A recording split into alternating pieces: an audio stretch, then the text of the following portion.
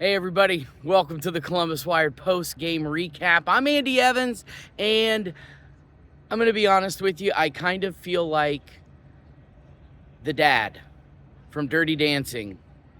Yes, I know, what a weird reference to start off this video with, but there's a scene near the end of the movie where Jerry Orbach, who plays Baby's dad, says to Johnny, played by Patrick Swayze, hey, when I'm wrong, I say I'm wrong. And boy, was I wrong about this game tonight. In the quick hit pregame preview, I said the Buckeyes might look a little lethargic to start the game. Was not the case. I said Western Michigan would probably come out fired up. It might even be tied 7-7 at the end of the first quarter. Was not the case. I said that Ohio State would score a total of 31 points and Western Michigan would at least have that touchdown. That was not the case. Final score here as the second-ranked Ohio State Buckeyes pulverize the now 0-2 Western Michigan Broncos by a final score of 56-0. 56-0. And boy, I tell you what, folks, there is a lot to unpack about this game, but it is late, and I'm sure you guys don't want to hear me ramble on about a game that you already know, all of the stats, all of the things too, but if you don't, let me just fill you in quickly. That shutout 5 years ago to the day, September 7th, 2019 was the last time Ohio State pitched a shutout, and that was here in the Horseshoe against a Luke Fickell-coached Cincinnati team by a final score of 42-0. So there's something to be said about September 7th. Guys just eating all night long. Will Howard, the biggest appetite, I suppose, that was quenched tonight. 18-26, 292 yards, had one touchdown pass, no interceptions. Devin Brown came in about midway through the third quarter, played about midway through the fourth quarter.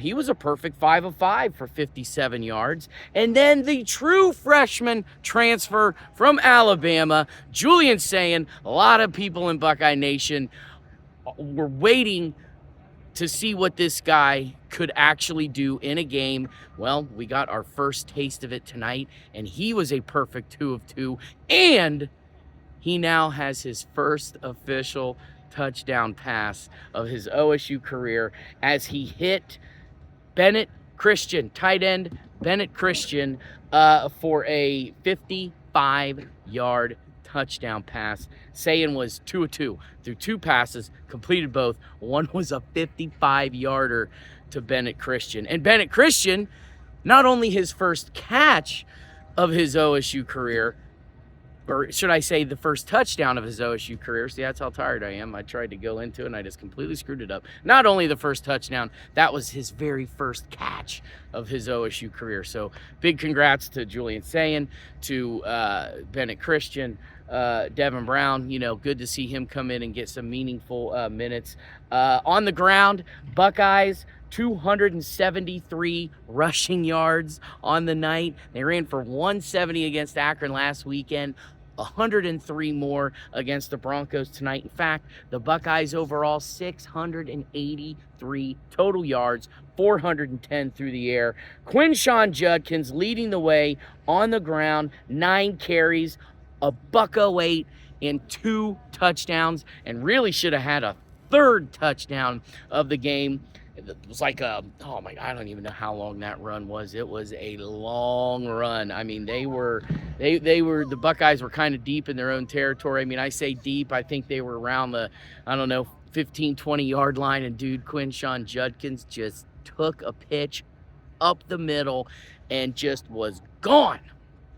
but unfortunately it was called back because of a hold on the play. But nonetheless, Quinshawn still 9 carries, 108 yards, 2 touchdowns. Travion actually, he and James Peoples, the true freshman from Texas, led the team in carries tonight with 10 apiece. Travion, 66 yards, 2 touchdowns, and Jimmy Peoples, the true Frosh baby, 51 yards. He had a touchdown as well. He's now got 2 scores on the year. His very first carry last weekend against Akron was a 4-yard touchdown run. So how about our boy James Peoples? And Sam Williams-Dixon, the true freshman from Pickerington, came in tonight and had 3 carries for 40 yards, busted off a 31-yarder. In fact, Sam Williams-Dixon's 31-yard carry was the longest run by the Buckeyes of the entire night. And then there are the receivers. You know, we got these guys named Emeka Buka and Carnell Tate. How about a Brandon Ennis? And then there's, I don't know, some kid from Florida, some true freshman who led the Buckeyes last week with 6 catches for 82 yards and 2 touchdowns. And oh yeah, by the way, again led the Buckeyes tonight, at least in receiving yards, now with a triple dip as far as yardage goes. 119 receiving yards for Jeremiah Smith on the night. He and Emeka Ibuka led the team with 5 catches apiece. The most impressive, though, if you missed it, go back and watch it. I'm sure you can get it somewhere on YouTube or Big Ten Network where the game aired tonight. But Jeremiah Smith's 70-yard touchdown catch in the first quarter was absolutely insane and insanely beautiful. He caught a pass in the flat right about now. I'm standing here at about the 6-yard line down here at the south stands, as you can see behind me. Caught it 30-yard line. It was maybe about the 30, 32, 33. I mean, it was all run. It was all run because it was right there in the flat. He just boom, bang, bip, just zipped for that 70-yard touchdown catch. Ibuka, no TDs on the night, but he did have 98 yards. Brandon Ennis and Carnell Tate each with 3 catches for 45 yards apiece. And once again, Bennett Christian, just the 1 catch, but he made it count for a 55-yard score.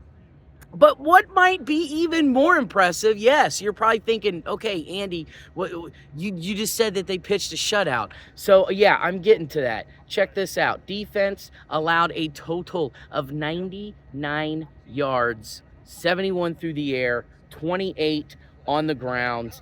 It was just complete domination.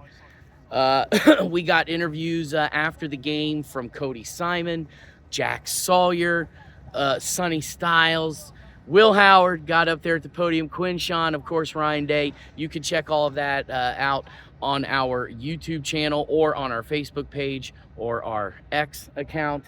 But really, it was a bunch of guys once again eating defensively, and they were really getting sprinkled in and out the game.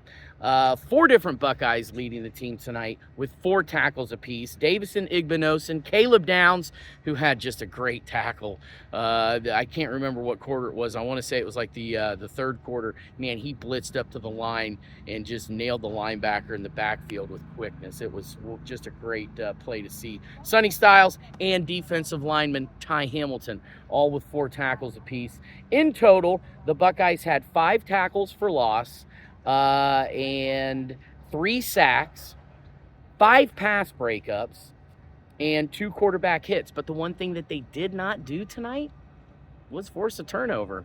After having 3 of them last weekend, including 2 touchdowns, the Buckeyes did not get an opportunity. Well, they had opportunities, but they just did not force a turnover. But that was one thing Cody Simon was asked in the postgame presser. What's more? What means more?